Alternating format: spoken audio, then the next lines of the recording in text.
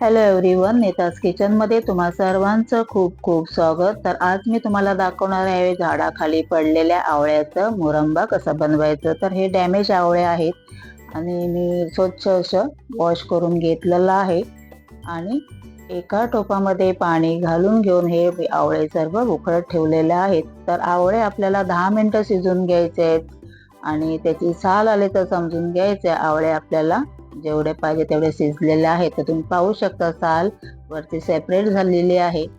तर एक कढई घेतलेली आहे. एका कढईमध्ये मी 1 वाटी गूळ घेतलेला आहे, 1 वाटी साखर घेतलेला आहे आणि आता आपल्याला घालायचं आहे पाणी. तर मी 2 वाटी पाणी घालणार आहे. तर ही 1 वाटी आहे आणि ही आहे दुसरी वाटी.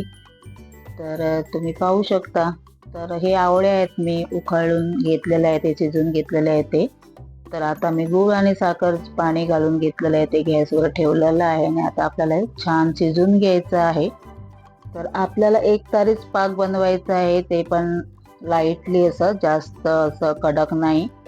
तर तुम्ही पाहू शकता. तर आपल्याला चेक करायचं आहे, तर असं करून पाहायचं एकतारी असं जर तार सारखं आलं तर समजून घ्यायचं की आपल्या आवळ्यासाठी हे पाक परफेक्ट आहे. तर आता आपल्याला घालून घ्यायचं आहे वेलचीची पूड. तर वेलची घातलेली आहे आणि लेमन येलो कलर फूड तुम्हाला आवडत असेल तर घालू शकता, नाही तर नॅचरल ठेवलं तरी पण चालेल. आणि हे आहेत उकळून घेतलेले म्हणजे ते शिजून घेतलेले आवळे आणि आता आपल्याला 15 ते 20 मिनिटं आतमध्ये पाकमध्ये हे शिजून घ्यायचे आहेत.